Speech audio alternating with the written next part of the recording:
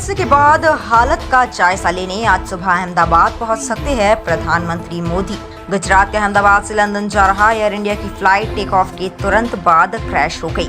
विमान में करीब 242 यात्री सवार थे। इस विमान हादसे के बाद तमाम लोगों की प्रतिक्रियाएं भी सामने आने लगी है।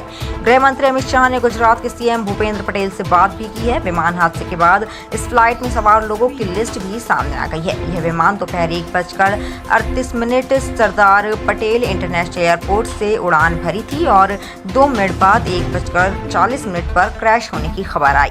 ये फ्लाइट एयरपोर्ट की बाउंड्री भी ठीक से पार नहीं कर पाया था और ऊपर जाते ही अचानक नीचे गिरता दिखाई दिया। फिर धुएं का गुब्बारा उठने लगा।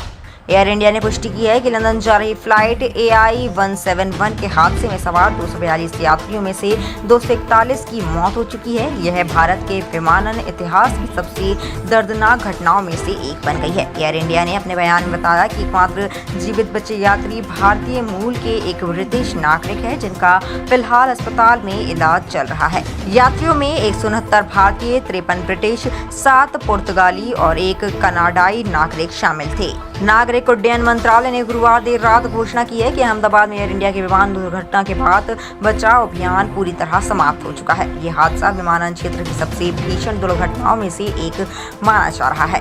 मंत्री राम मोहन नायडू, उप मंत्री मुरलीधर मोहोल और केंद्रीय गृह मंत्री अमित शाह ने हादसे के स्थल का दौरा किया है। प्रधानमंत्री नरेंद्र मोदी भी शुक्रवार को अहमदाबाद पहुंचकर स्थिति का जायजा ले सकते हैं। मंत्रालय ने इस हादसे की उच्च स्तरीय जांच की भी घोषणा की है।